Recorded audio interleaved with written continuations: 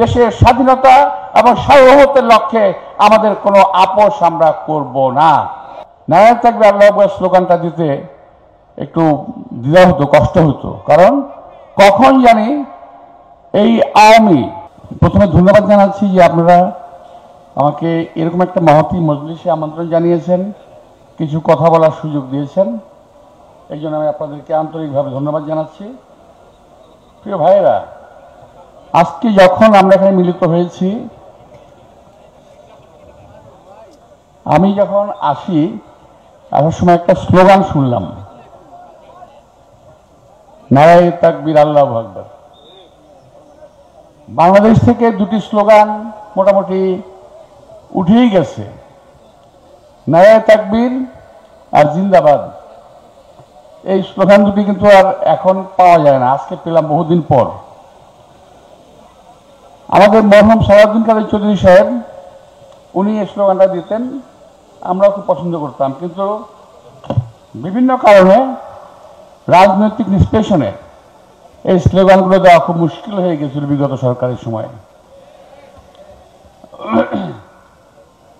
আসলে বিগত সরকার তো নয়, এটা ছিল একটা সময়, এটা খুব খারাপ সময়, সরকার নয়, একটা খুব খারাপ সময়, আমরা দুঃসময় আমরা পার করেছি, দুঃস্বপ্নের মতো পার করেছি। আল্লাহ তাআলা আমাদেরকে, এখানকার সবাইকেই মোটামুটি পরীক্ষা নিয়ে নিয়েছেন যে আমরা পারি কি পারবো না। আমাদের সেই ছাত্র ঐক্যের অধিকার পরিষদের ছোট ভাই ও বলে গেছে যে যখন নাকি, না আরেকজন বলেছেন অবশ্য, যখন নাকি আন্দোলনটা মোটামুটি স্তীমিত হয়ে গেছিল, তখন যাত্রাবাড়িতে এই আন্দোলন পুনর্জীবিত হয়। যাত্রাবাড়ি, উত্তরা এবং বেসরকারি যে কমিটিগুলো ছিল, কলেজগুলো, ইউনিভার্সিটিগুলো ছিল, সঙ্গে জনতা, ছাত্র জনতা মিলে ওই দুঃস্বপ্নের ওই তথাকথিত সরকারকে উৎখাত করতে পেরেছি। আমরা আল্লাহর কাছে অনেক শুকরগুজার করছি। নিশ্চিন্তে আজকে আমাদের এখানে যারা আছেন মঞ্চে, বিশেষ করে সামনে আছেন যারা, কেউ হরপ করে বলতে পারবেন না যে গত 16-17 বছর আপনাকে শান্তিতে বাড়িতে ঘুমোতে পেরেছেন। এতগুলো বছর আমাদেরকে একটা আতঙ্কের মধ্যে কাটাতে হয়েছে। প্রিয় ভাইরা, আপনারা জানেন আমি অন্তত 10 থেকে 12 বার গ্রেফতার হয়েছি।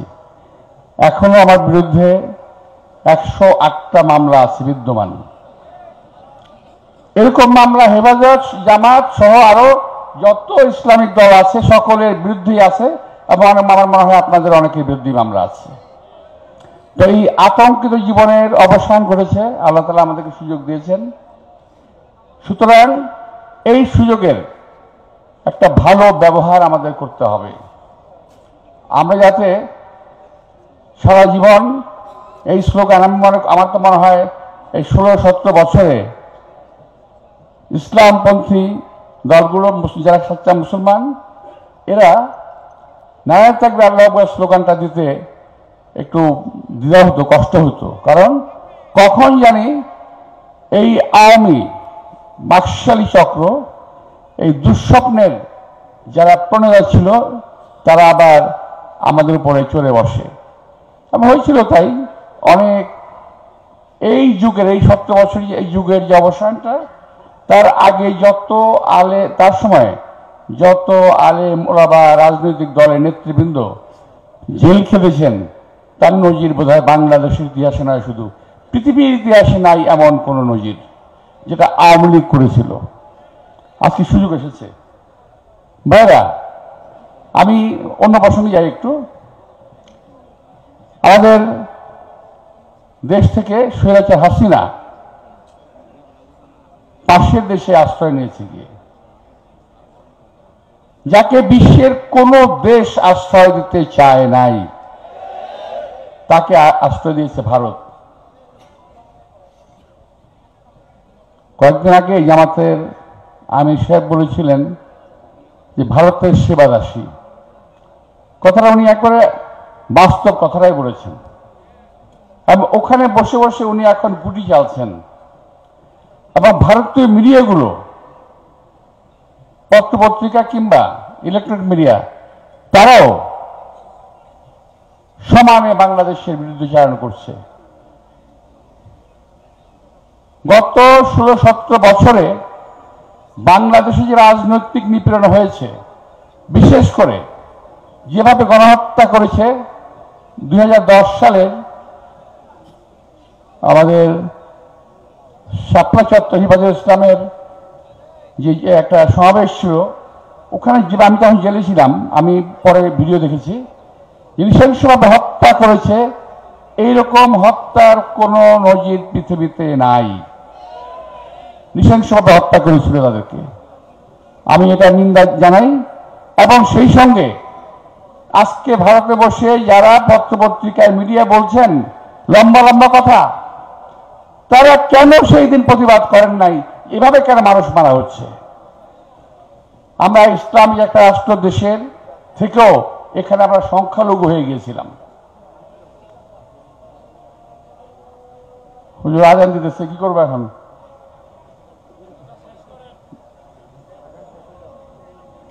আচ্ছা, আমি শেষ করে দিই।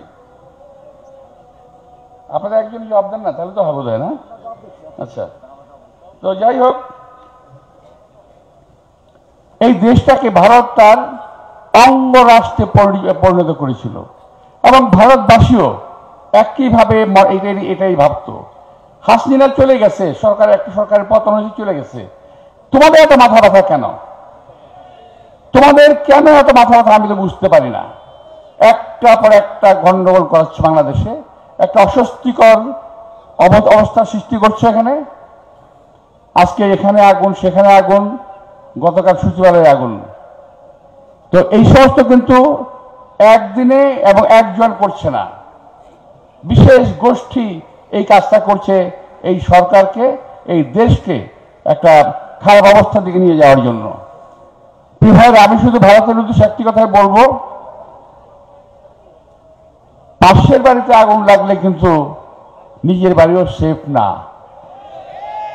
বাংলাদেশে আগুন জ্বালাবেন, নিজেরা শান্তিতে থাকবেন, এটা কিন্তু সম্ভব না, এটা হয় না, ইতিহাস বলে না। সুতরাং একটু সাবধান, বুঝে শুনে চলেন।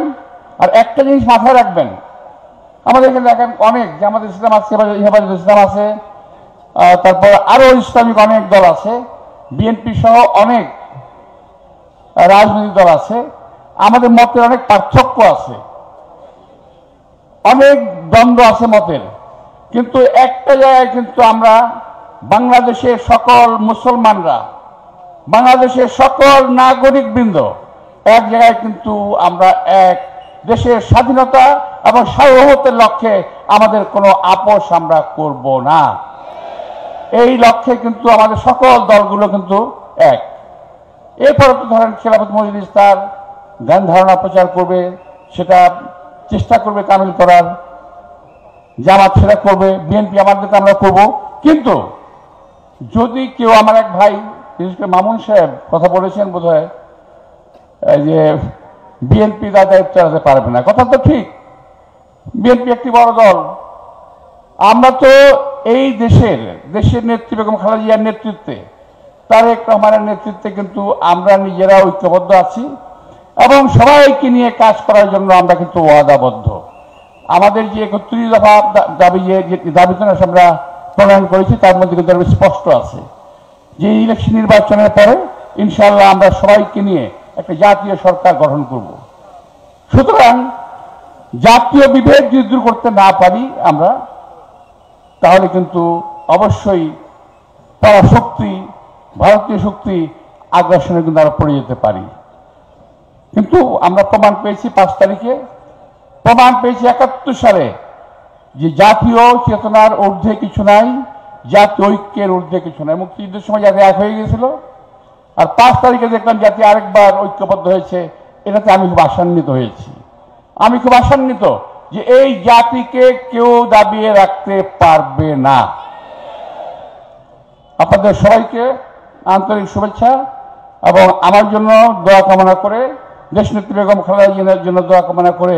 আপনি জানেন যিনি অসুস্থ, আমি আমার বক্তব্য শেষ করছি। সবাইকে ধন্যবাদ। খোদা হাফেজ। বাংলাদেশ জিন্দাবাদ।